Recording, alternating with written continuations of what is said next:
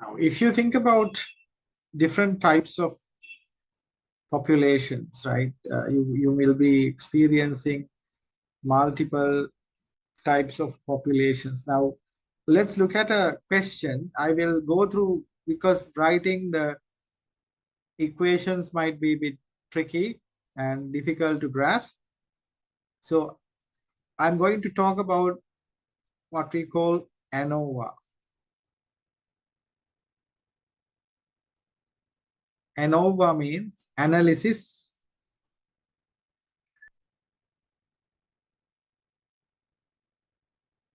of variance. So analysis of variance. The analysis of variance is presented as a table. So there is a table called analysis of variance.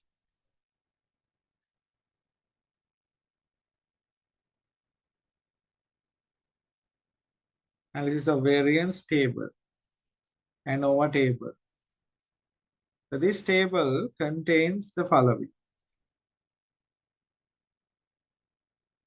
The table has sources. Now, bear with me. First of all, we need to understand these names. Just remember the names as is, and then I will explain. It has sources of variation. Whatever if there is a variation, sources of variation. And then there is something called sum of squares. Right?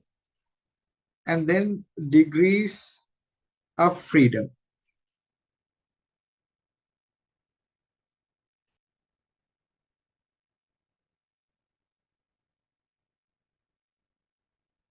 Degrees of freedom. And then there is mean square.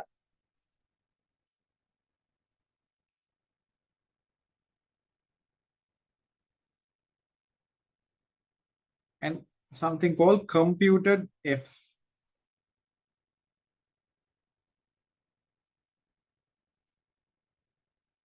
Computed F. So these are the column headers of the table and our table. Sources of variation starts with treatment.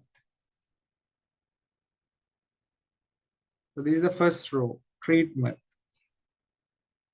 And sum of squares, SSA. Then the degrees of freedom, K minus 1. And the mean square is MSA. Right? Then for the error, we have SSE. SSE. The degree of freedom is NT minus K. What they mean, we will talk about them after this. Okay, MSE is the mean square value. Then there is something called total. And it has SST NT minus 1. And it doesn't have the mean square. The computed F is MSA divided by MSE. Okay, so this is the ANOVA table. If you want a print screen or something, take it. So this is the ANOVA table. I will explain what they are. And in order to understand this, we'll do a question first, a simple question, and then we will look at the meaning of each of these things. So why do we need ANOVA? ANOVA is used when we have, now remember the means that we used previously, like the confidence interval, those are used when the mean is just one for one population. If you are referring to one population, then we can go for confidence intervals and the values that we discussed. If you are talking about two populations, like a difference between the mu1 and the mu2, right? Something like this, we have the confidence intervals for the variation, the difference between the mu's. But if you are talking about three or more populations, come on, I hate Windows. If you are talking about three or more, come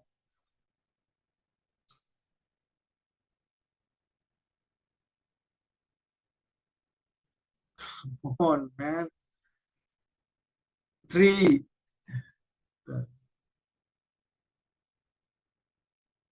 So if you are talking about three or more populations, then we can go for ANOVA. Okay? Without further ado, let me write a question and we will focus on the question to understand it better. Question in the sense, so like we all would be doing this thing, but we better to have a little idea. Okay, bear with me. You can follow what I do, or you can watch the screen.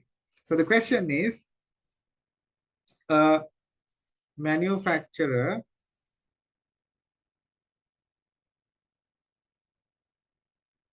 of paper used for making grocery bags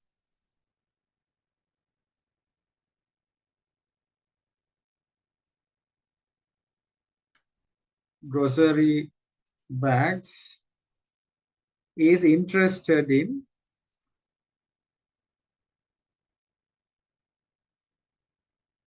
improving the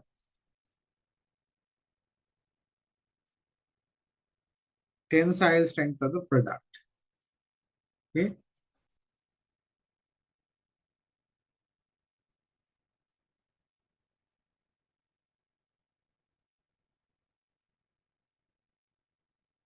right. So this is the question. The manufacturer of paper used for making grocery bags. So grocery bags are like the bags that we use when you are bringing groceries home. So they are trying to improve the tensile strength of the product. Like this can be one of your research. They are trying to do it. So I'll read the question. Product engineering thinks that tensile strength is a function of the hardwood concentration in the pulp and that the range of hardwood concentration of practical interest is between 5 and 20%. So the engineering thinks that this strength is a function of hardwood concentration.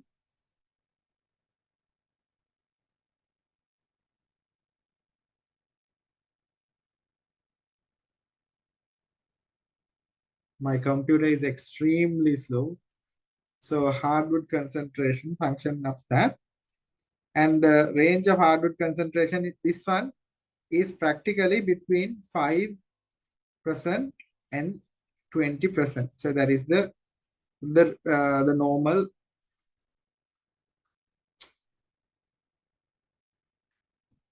the practical case. Okay. So a team of engineers responsible for the study decides to investigate four levels of hardwood concentration. So there are four levels of concentrations. These engineers are going to test 5%, 10%, 15%, and 20%. So these are the four levels that the engineers are going to test for. So it can be any one of your research. So they decide to make up 6 test specimens at each concentration level. So these are the concentration level. And for each concentration level, they have made six text, six test specimens, right? Using a pilot plant. So all 24 specimens are tested on a laboratory tensile tester in random order. So there is no order which one is what, but they are testing for this tensile strength. So I'll write down the data. So this is the data set. Hardwood concentration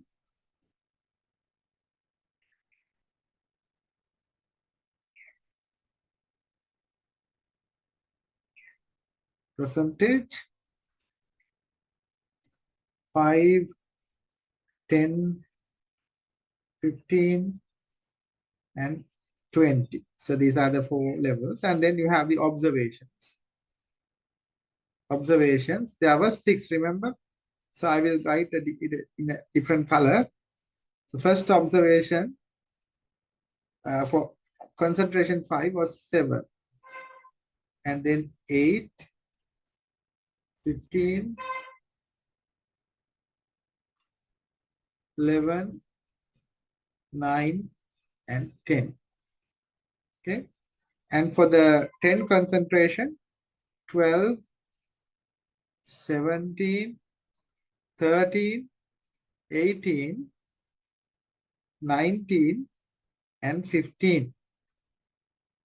For the 15%, 14, 18, 19, 17, 16, and 18. And for the 20% concentration, 19, 25, 22, 23, 18, and 20. So you have 6 observations, right? So we have observation 1, 2, 3, 4, 5, 6. There were 6 test specimens, and this is the observation set. Right. So we have the total strength. All right, we'll write down it like that. Total, I have the table with me, so I have calculated the total. 7 plus 8, 15, 15, 30, 30, 41, 90, 60. 60, 12, 17, 29, 29, 13, 42, 42, 18, 60, 79, and 94. 14, 18, 32, 32, 19, 51, 51, 17, 68, 68, 16, 84, 84, 18, 102. And this one is 127. So the total is 383 for this entire thing. And then the means, X bar. So these are X bar values. This is 10, 60 divided by 6. So remember the significant numbers. Here, I'm just reporting the means. So this is 15,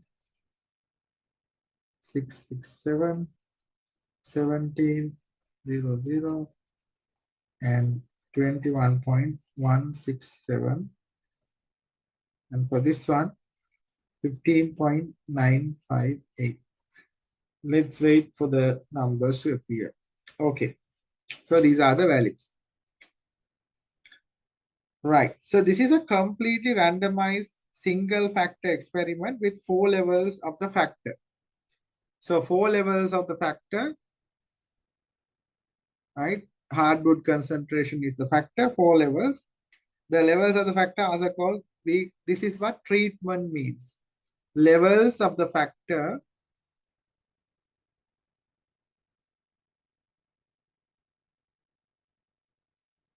is called treatment.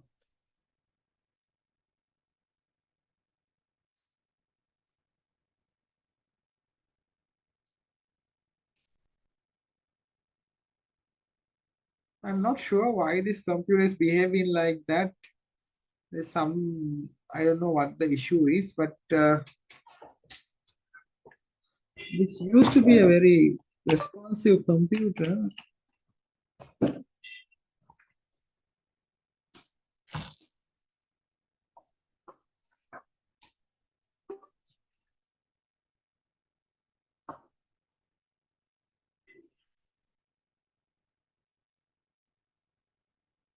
Right.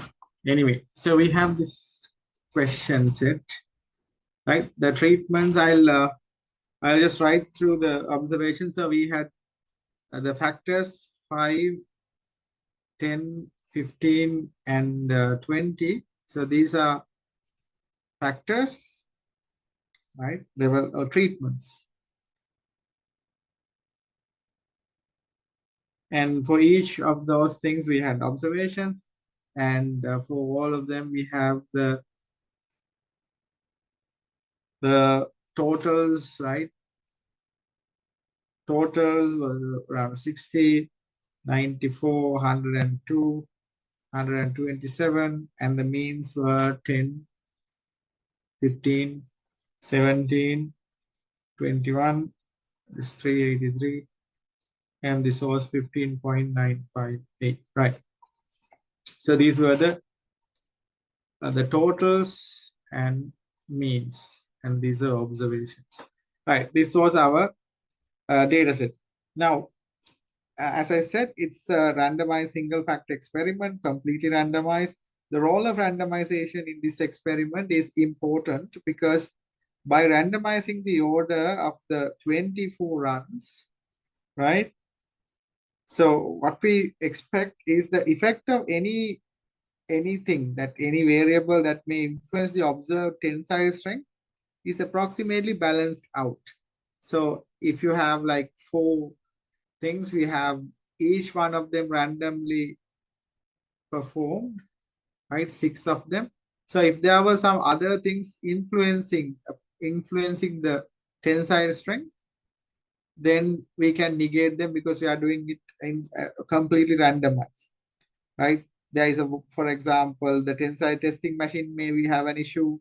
The machine if it is switched on for a long time, the tensile strength may be giving a larger value, and so and so.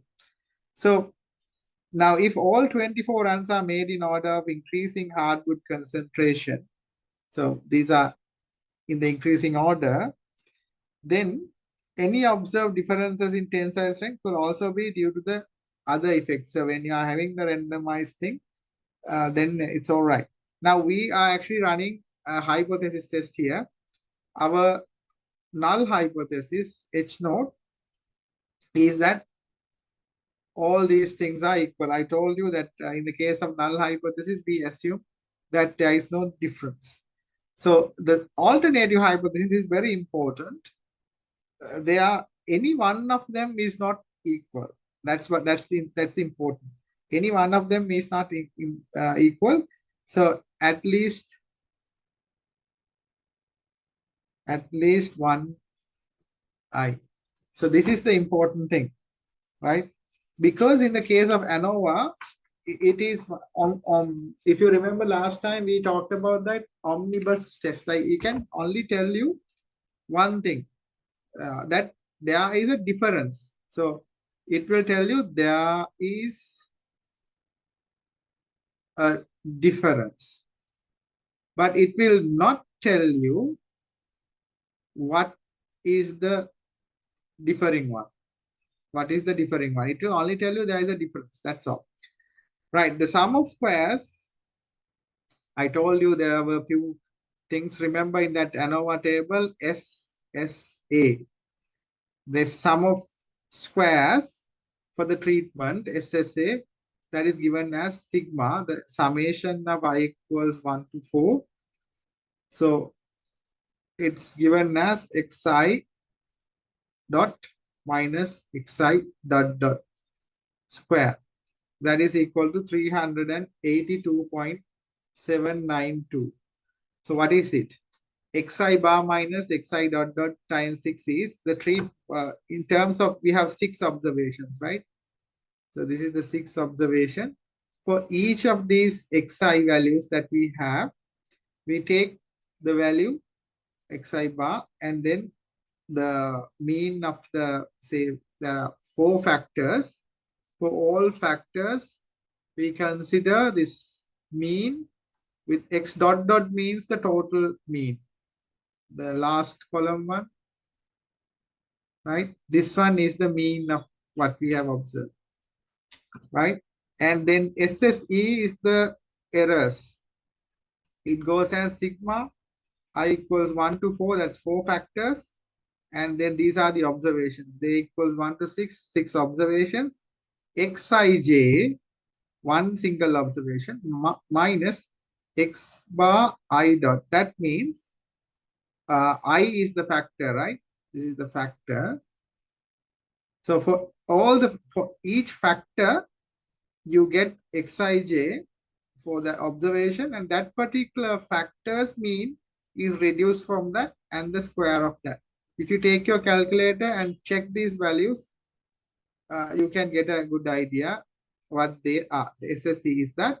So SST, the total error or the total mean SST is SSA plus SSE, that is 512.958. So when we write the ANOVA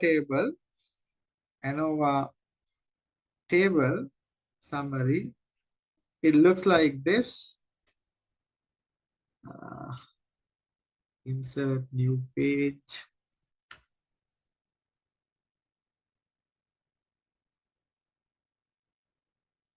The other one should be here.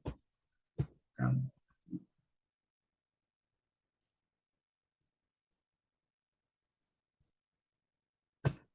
Everything that can go wrong is going wrong. Anyway, I'll go to the top page. So the ANOVA table goes like sources of variation.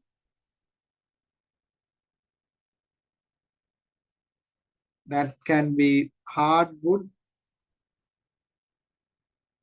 concentration and the sum of squares goes as 382.79 and the degree of freedom 3, because you have 4 concentrations, hardwood 4 concentrations, right? 4 concentrations or treatment levels and -1, that is 3. Degree of freedom is 3 and the mean square 127.60, summation of the means. And error case, error, we have 130.17, 20 degrees of freedom, we have 24, right? We have 24 observations and 4 factors, minus 4 factors. So you have 20 there. And this is 6.51 and the total 512.96 and 3 plus 20, that is 23. So that's how it goes. The table is not difficult. Preparing the table is not difficult, but once you get the table using this significance level of alpha equals 0.01, the critical region, there we are looking at this F statistics. So remember that in the table, there's the last part where F is calculated as SSA divided by SSE. That is 19.60 in this case. So what we do is we take this F value in the ANOVA, and if F statistics is greater than F given for the confidence interval of alpha, so if confidence interval alpha for the value that is given for the degree of freedom, and degree of this is SS, the degree of freedom for the factors treatments, right? This is the degree of freedom for the error, and this is the confidence interval. So we can say 10% confidence interval. So that is going to be 0.01. 320, we can get the F statistics, that is going to be 4.94 when you read the table. And when that F is greater, if it is smaller than what we have calculated, in our case, we reject H naught. So that's what happens. So we do something and we calculate the values SA, SSA, SSC, and SST. Then once we get the statistic, we can easily say that there is a variation in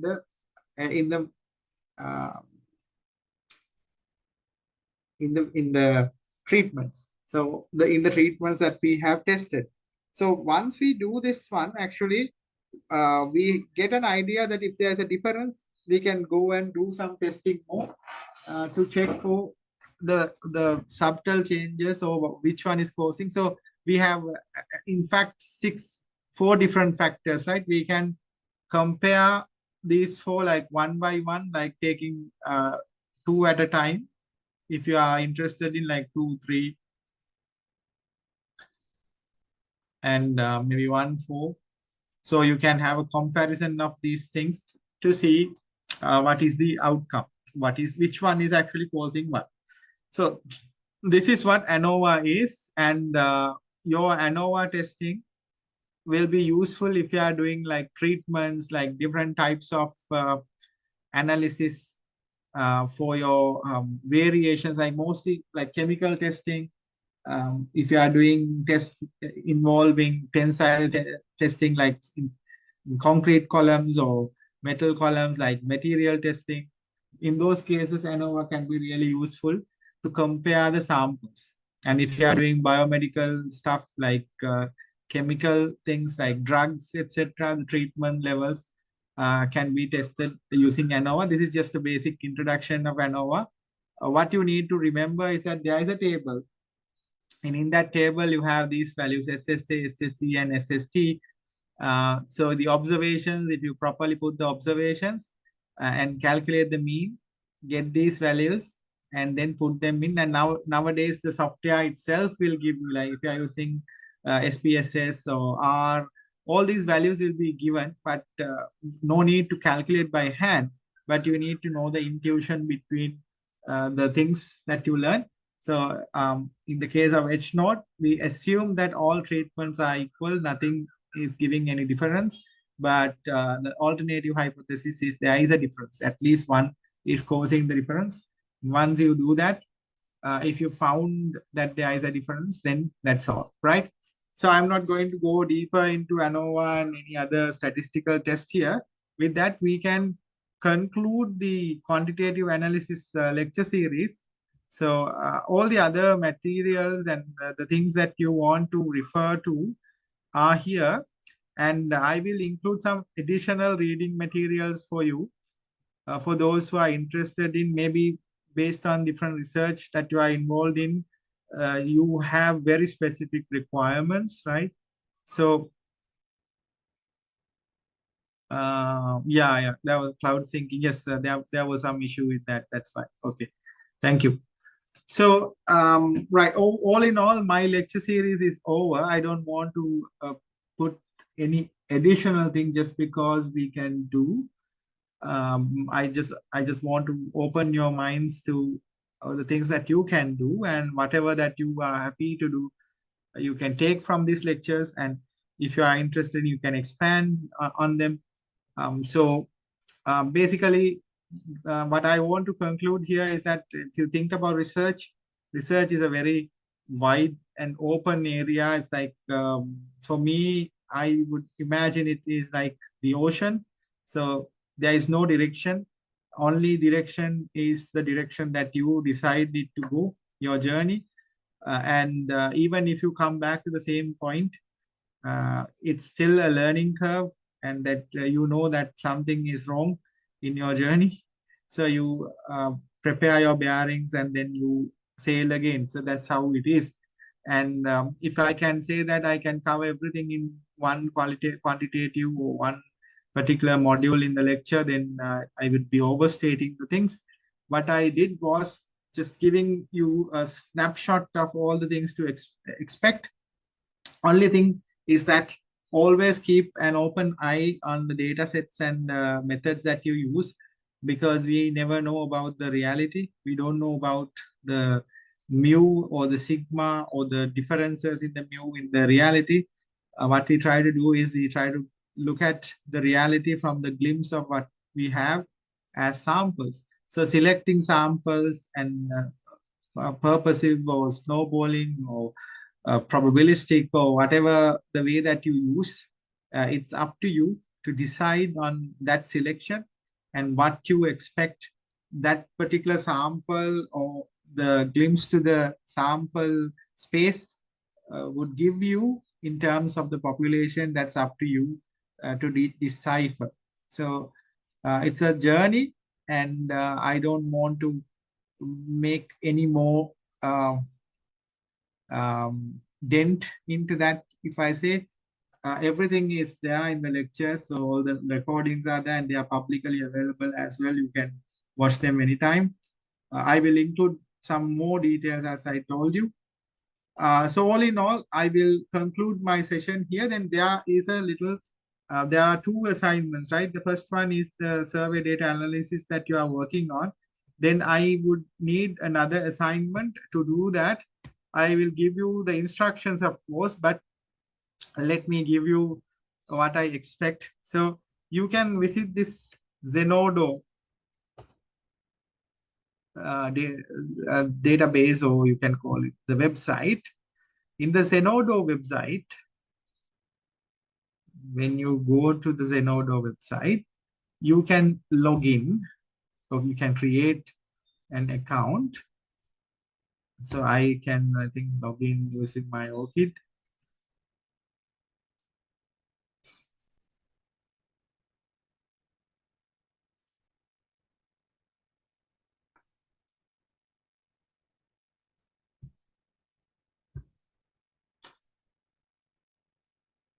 I am using this computer because I can link my notepad on it, the writing pad, but I don't use it really. That's why this problem comes. It's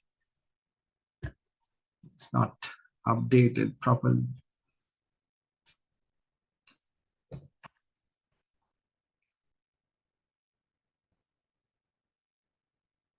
So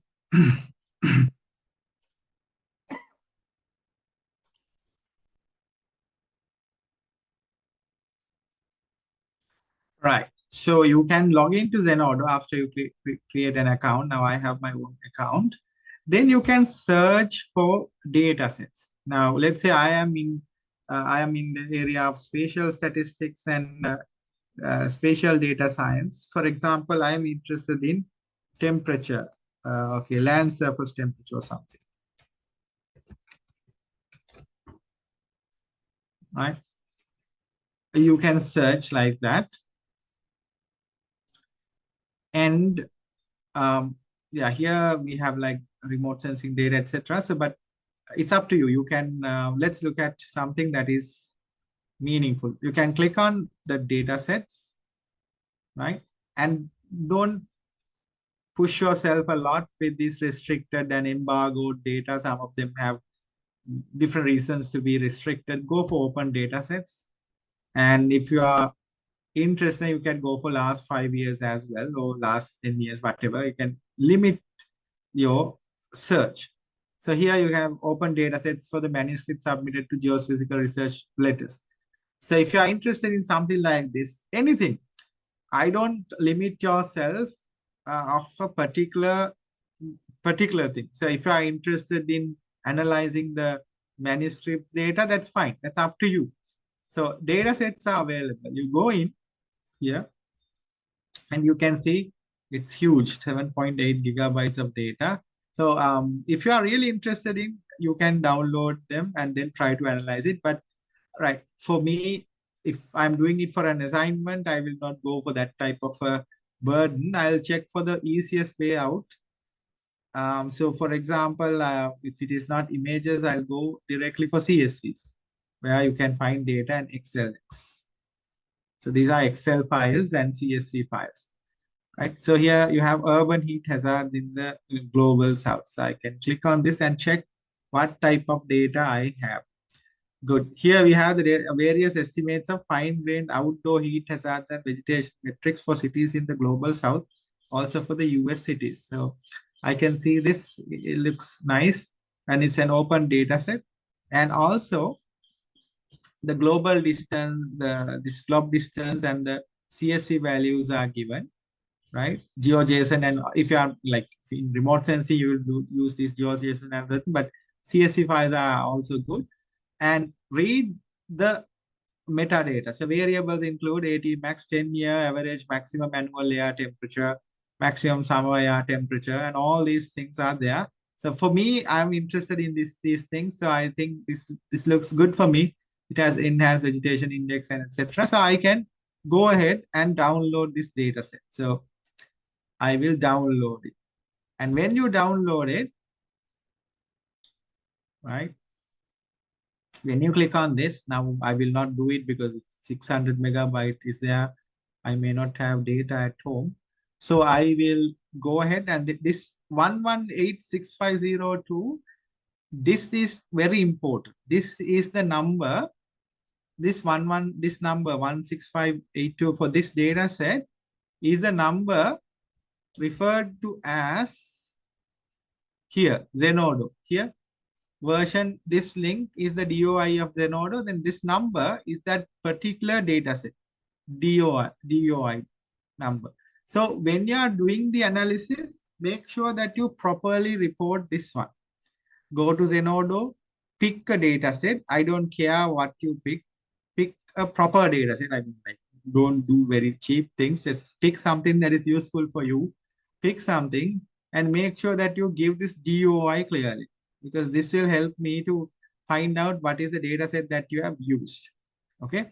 And in that, make my life easier by giving this description, what this data set is and everything, right? So I will, of course, give this in the assignment briefing. This is an individual assignment, okay? So find that and do an analysis following a hypothesis. Develop your own hypothesis. It's a very open assignment. It's up to you. Decide what you want to do and develop a research question and do your quantitative analysis and give me that final report. So it can be it's actually a small paper. I will give you the paper style, like IEEE standards. Write the paper in the way that you find it. I'll give you the instructions. It's basically, I don't want the introduction to be like on a research question. Introduction is about the data set. The methodology is the things that you did on that and the results. Okay, so that is what you want to do for that assignment. The data will be taken from this Zenodo database here. As I said, if you do it well, and I mean, if it comes out nice, you can even send it to Bolgoda Plains or even for a conference paper, whatever. It's up to you. But it's up to you, and I will mark your submission. So there are a lot of things like qualitative data is also there, like qualitative data on the worst computer. Qualitative on urban heat, something like this. Quantifying urban morphology induced uncertainty in urban meteorological heat stress simulations in Southern California. There are a lot of data here. So data sets, as I said, go here and find daytime surface urban heat island across global cities in summer. So a lot of interesting data sets are there. Download them and do an analysis, but make my life easier by giving the format that I said: introduction, methodology, your hypothesis, what you wanted to do, and your quantitative analysis and findings. I'll give you 3 weeks for the submission starting from today. So decide on the data set and decide on what you are trying to do. If it is related to your research, I think that is much better because you get a better idea of maybe a data set, maybe a comparison for your own work or something like that. I don't mind, and it's up to you to do it. But you know, remember that I have to mark 60 papers. So make my life easier by making it short and up to the point so that I can mark. I'll give you the guideline anyway, but make sure, stick to the Zenodo dataset only and stick to something that is meaningful rather than doing something just for the sake of doing. So did you all get what I want to share with you here? Can you send me a message so that I am confident about my message that you got what I wanted? Yes. Okay. Thank you.